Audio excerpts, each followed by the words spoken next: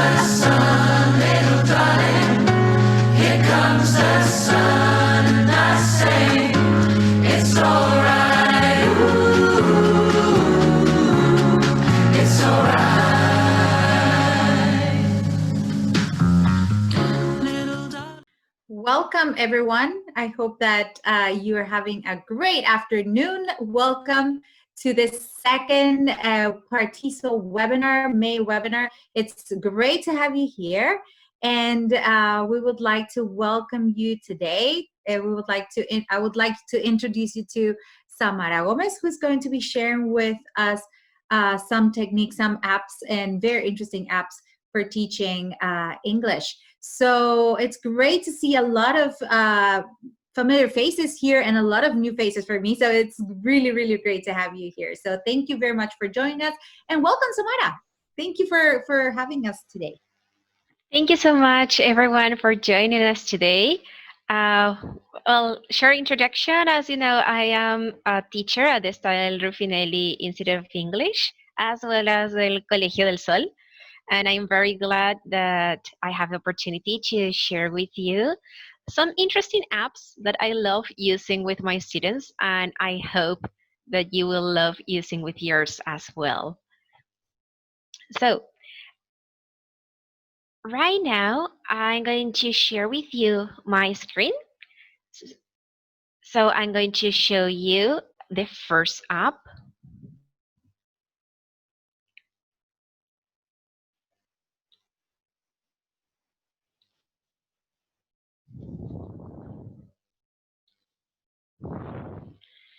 Okay, there we go. So is everyone being able to look at my screen and listening to me? Thumbs up if you can do it. I am looking at you. Yes, good. Okay, so the first app that I would like to share with you is my favorite one, that is Per Deck. And I am showing you here.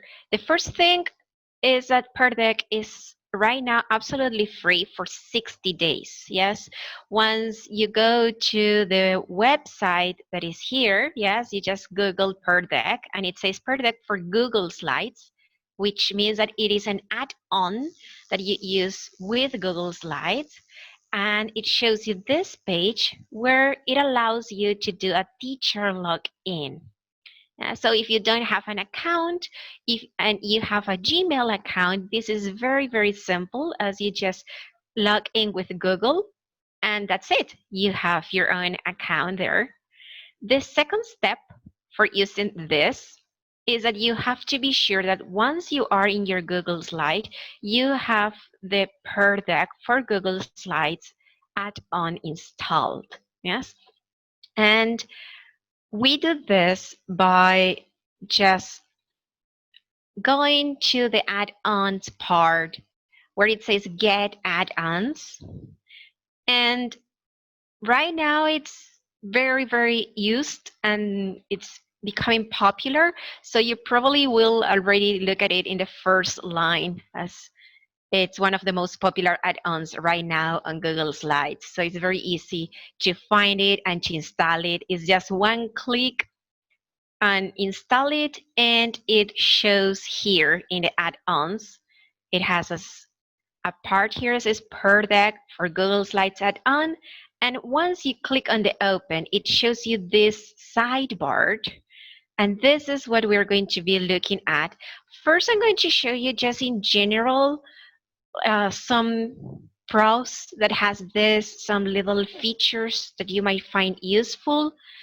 There are lots of things that we can explore, and I can make a more personalized video if you want later that I can share with you.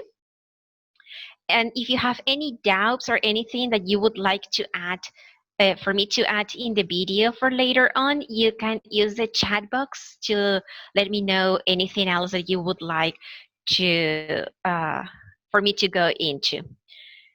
Okay, so this is the, as I was saying, the sidebar that we have. I'm going to show you here. This is a sidebar where it says start the lesson, and I'm going to use brighter color. It has an excellent template library, so you don't have to create anything just from zero. You can just reuse the templates that are already there, which are very, very fun to check. And basically, this is a part that I use the most to create new slides, where what I do is to ask students something specific. Do I want them to introduce a text, to choose from different options, to input a number or go to a website? Do I want them to draw, or do I want them to drag and drop something specifically? So those are the options that I have. If I go to the template library, I have a myriad of options that are already there to use. It has this, like, for example, in the beginning of the lesson, during the lesson, or end of the lesson options, from draw two things you already know about today's topic, for example. And the only thing that I have to do is I click on it, and it already creates a slide with all the features that the students will need to play with it or to interact with that slide. In a moment, as soon as I finish just showing you a few features, I'm going to be sending you on the chat a link so you will be able to experience how a student will look into this. I just want to share with you some of the options that has available, from true and false to work on a mind map. Even if you're teaching, it has here from subject areas, from math to science. If you are a math teacher in English, you can just edit this. It's not that you have to use exactly as it is. You can edit everything. You don't like those pictures, you can change them. You can even use a math prompt and change it to language arts or even social studies. It's not necessarily just to use for that subject. They are just ideas for you to use them and work on that template. And just look at there, for example, how it is creating the slide.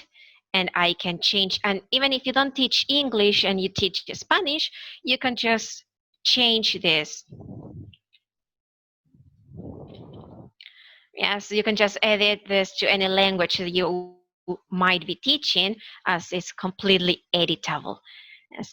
And now, after showing just very briefly all the different slides that we can work on and different things that might seem tricky, I would like to send to you. Um, Let me check.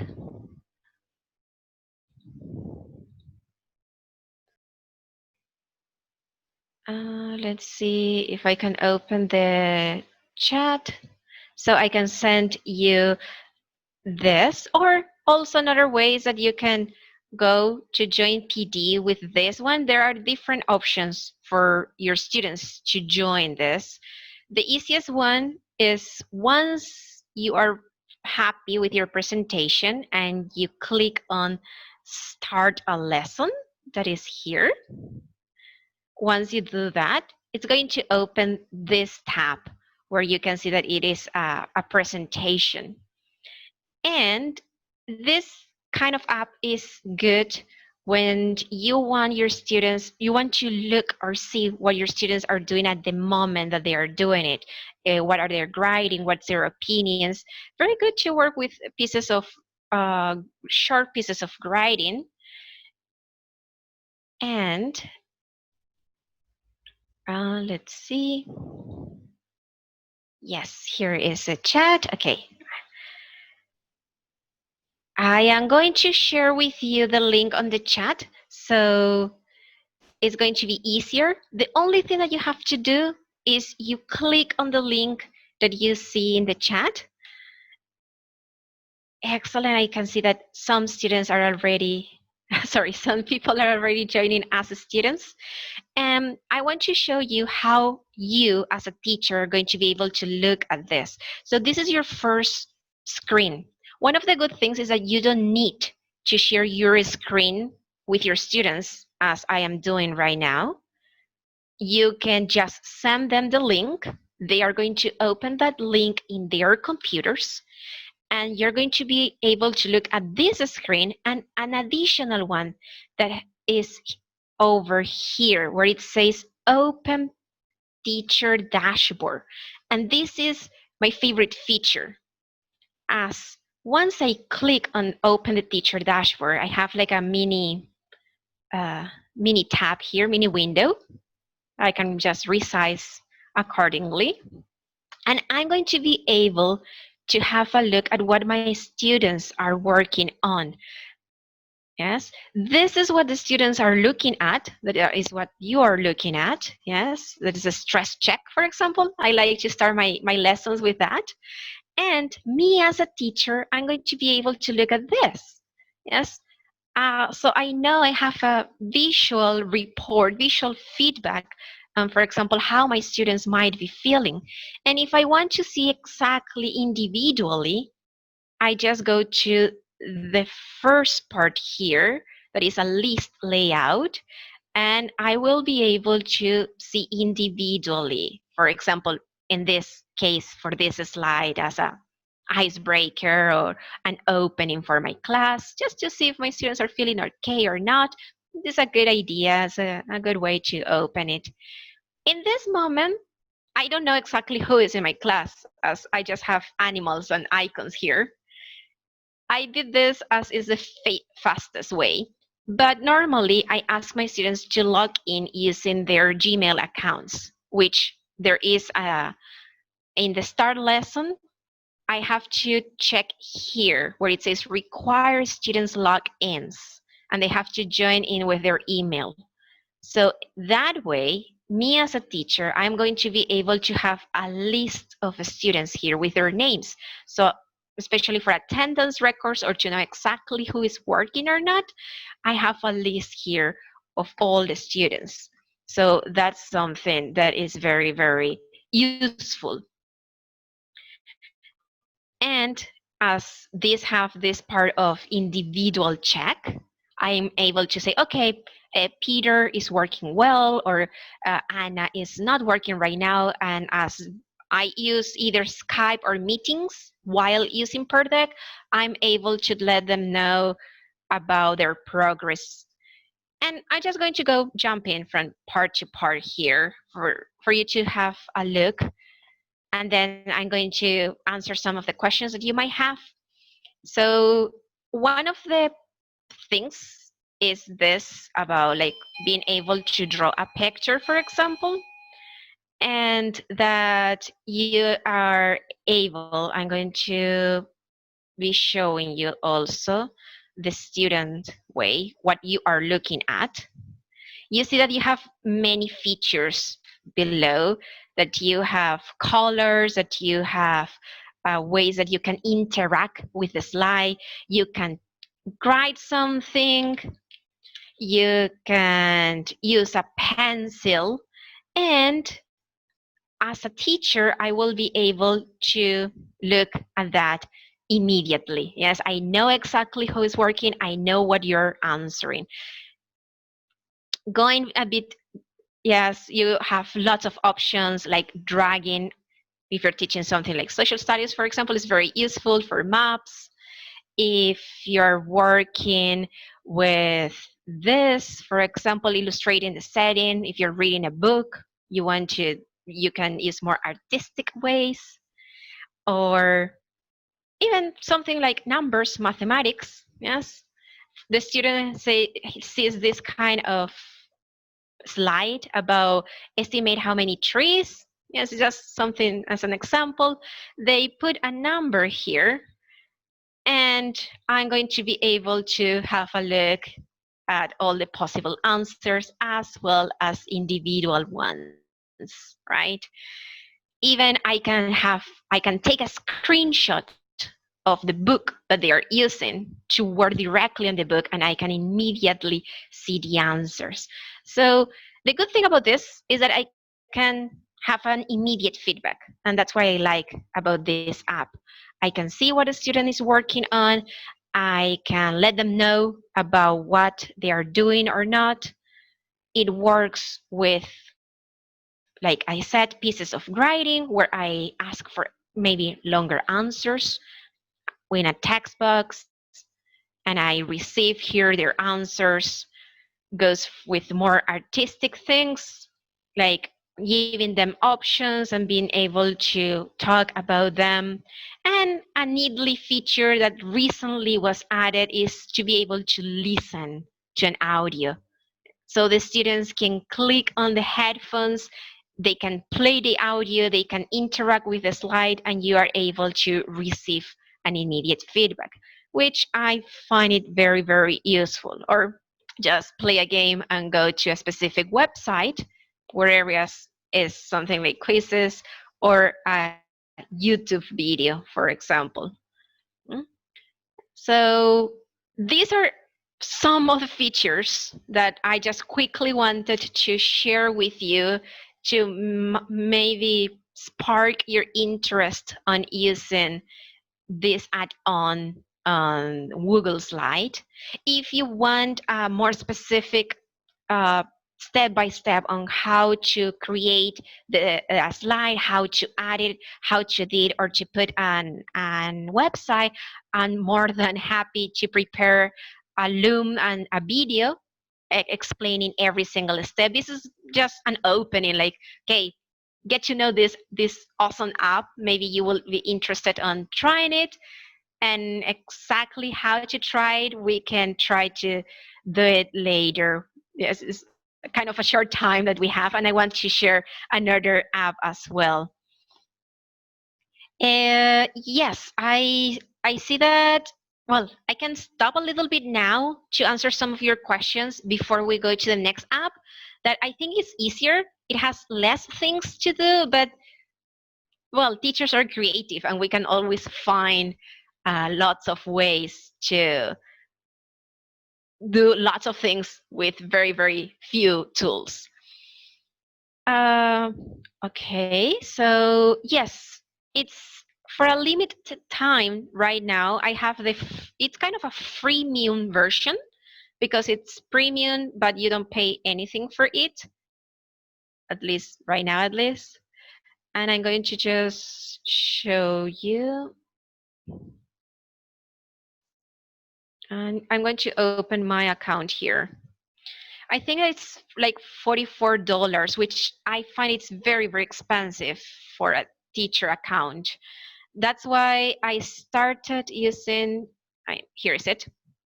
So you can see I am on a premium trial. Right now I have 47 days left to use this. The good thing is that most of us have at least 2 different Gmail accounts, or even more sometimes. So I started using one Gmail account. When that ended, I changed to this, and I still have 2 more Gmail accounts. So I'm just planning on going, at least I have 120 days. That's the only way to go around the rule of not paying, because Gmail accounts are free. You don't need an institutional account. You just need a personal one. So that's a workaround, the fastest one, not to pay. Otherwise, if you do an upgrade to premium, as you can see, for an individual one, you have to pay almost $50 monthly, and that is too much for me, at least. If you have an institutional email, you might be able to have like $20, like half the price. But that's with an institutional email. And okay, I don't see that there are any questions so far, so I might get started with the other one to make a comparison with these two. Yes, you can, and there's another question that says if you can still use it, the free version. Absolutely. The thing with the free version is that, one, you don't have access to the template library. So all of these wonderful ideas that are here will be lost. Another way to go around of this is getting the chance that you have the freemium version or access to everything, you just have one slide where you add everything, where you just click on everything that is there, because later on you can just import slides and you will be able to use. So it's kind of a way to have the premium versions when you won't be able to pay for it. And another thing is that on the free version, the only things that you can do is to ask the student to use the text option and the choice option. The other ones, number, websites, draw, and draggable, are not available on the free version. Yes.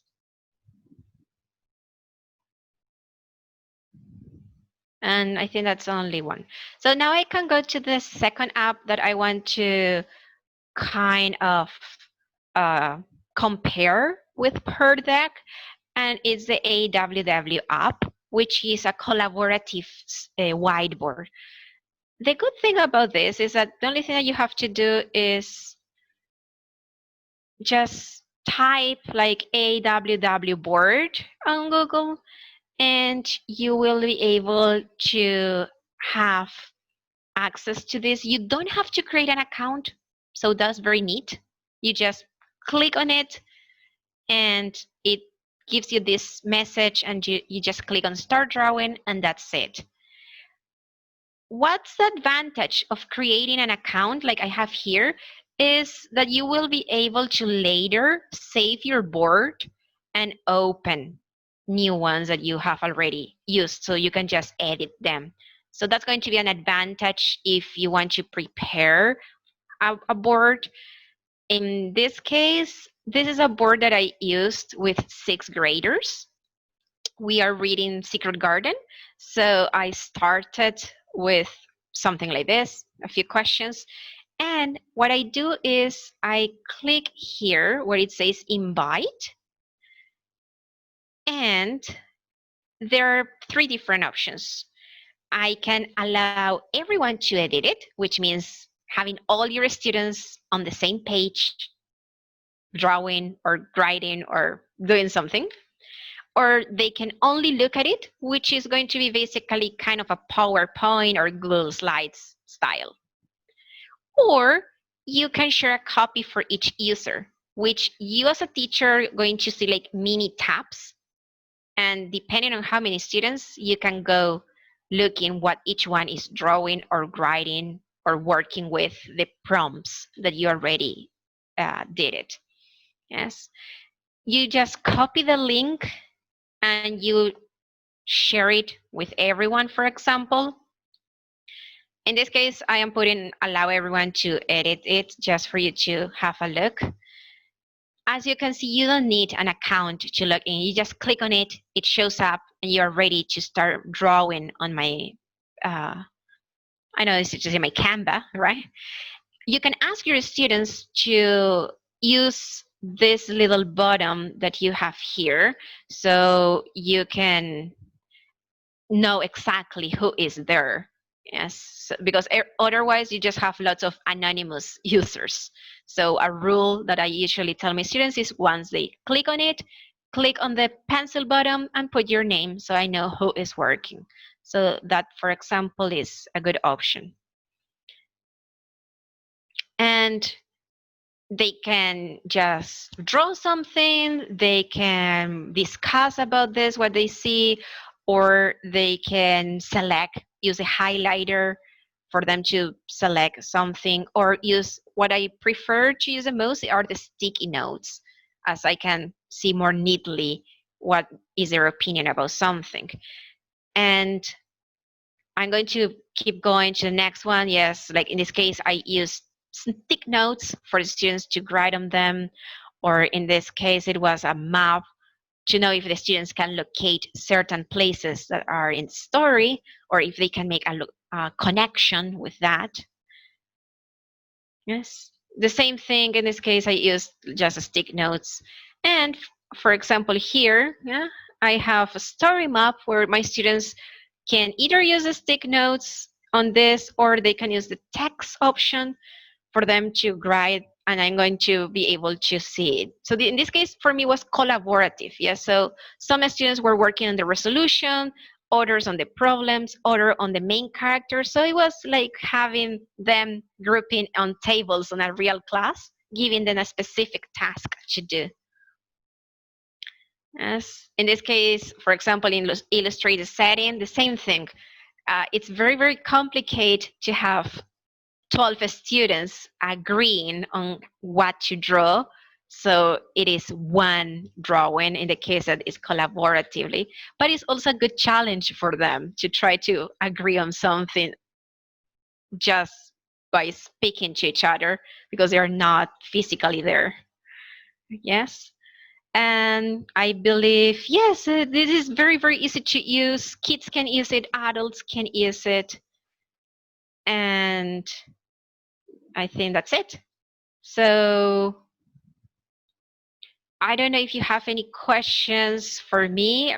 This is what I wanted to show, basically these two apps that I use the most in my classes.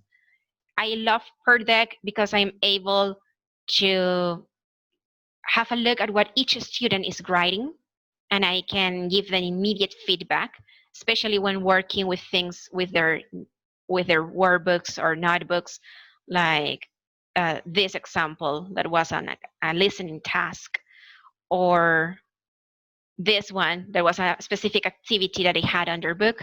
I just screenshot a PDF, I copy here, and that's it. And they are able to draw on it or write on it. And this is very, very fun when it's for working everyone at the same time for one specific action. So it's a very good challenge for them. And I don't know if I missed the version where we share with learners individually. Yes, I think I can re-invite, let's see, in the chat.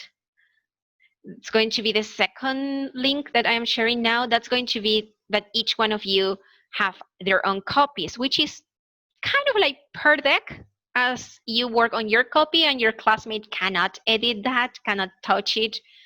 So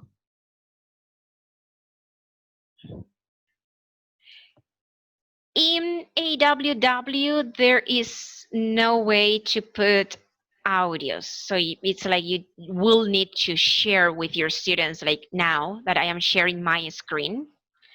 Whereas in the Per Deck presentation, yes, they are able to have the audio like in this one, where you as a student will have this window, and there is the headphone icon, where once you click on the icon, you are able to click on play and listen to the audio to do the activity that is asked there. In that case, it's kind of a lot on the student. I mean, the student is the one that has to do everything, like click on the audio, listen to it, finish on time. And I can even lock the screen like after 30 seconds or after 1 minute. And the student has that specific amount of time to work on that activity, and then it's done. The screen is locked and they cannot edit their answers. So that's a way to keep them on their toes and keep them working. And that's it, I think. I don't know if I'm out of time or if I am No, just... You're good. You're good. Okay. Thank you, Samara, for all these ideas and for sharing these two wonderful apps. And because, especially because now we need to keep on looking for new things, and teaching online is the first time for most of us. And it's always good to add variety to our lessons, right? And yeah, I know that Pear Deck is only 60 days for free for all the premium versions, but the premium features, I mean, but we can always find a way, as you said it. But then again, maybe we can use it for 60 days and use AW or AWW. I really like to call it AW because it's Yes. aw, right? So it's a really, really good app as well, both of them. So as you mentioned to us earlier, if there are any other questions or anything else that is is left unanswered, you mentioned that you might be able to extend your explanations through video on Loom, and we will be Yes. able to share with the rest of the people, right? Yeah, Um, absolutely. mhm. Yeah, because the idea is, as you said, to show that these apps are available and that they can get started as soon as possible. So, and start exploring, right? Yeah, I see that there was one question that I might able to answer now, that about would you use it for tests? And actually, yes, I was just having a private group of students last class. I'm going to be ending this presentation so I can open a different one where I was able to, like, the same thing, screenshot some, I believe it was this one. I was able to screenshot from the PDF, and like this. So it was a multiple choice. Once I opened the per deck, I gave them a specific time. So I put the lock screen. I'm trying to do as fast as possible so you can be able to have a look at it on how would be a kind of test. Maybe it's not the ideal one. I know that even with Google Forms, it's even safer. They are other apps that blocks even the use of tabs that students might open to kind of cheat or find the answers. But I think that one good thing about this is that the student have a very limited time that is controlled by me. So I can see that if they are advancing fast, I just lock the screen like this. Like for example, I will go. Yeah, so my students were looking at this one, and I put lock screen, and they had 3 minutes. So they see the timer on the screen that they have 3 minutes to finish that, which makes them think like, okay, I have to do this. They have no time to cheat. Of course they can, but it goes with like psychology. They have very, very short time. It's better for them just to do it. That's a way, a way to take a maybe mock exam or a easier way to take it. And then the screen is locked. The responses are locked. Students cannot edit that, and only you can see it. Their classmates cannot look at it. Only the teacher. And once you put end, it says here to enter a session name, you put their names, the date, or whatever, and it gives you a link that later on you can have access to that on your drive. So you have all the answers and who answered what, which is for me very cool. And I think I answered that question. All right, thank you. All right, so we would like to close this session by thanking you, Samara, for this time, for sharing these two wonderful apps. I would also like to thank all the people that joined us today and that were sharing and participating, and also adding some suggestions that if to contribute, in this wonderful work that we're doing. I would like to invite everyone to join us next week again at 5. We're going to have Vicente Aguilar with another beautiful topic that's called working remotely and tips for teaching adults. Okay, so I hope that to see everyone next time. So thank you so much for joining us, and don't forget to go to social media, look for us, and I hope to see you next time. Thank you, Sam, and thank you, everyone. Have a great Thank Saturday. you. And happy Mother's Day, in case there are mothers here, or if you have, moms, aunts, etc. Happy Mother's Day. It's alright.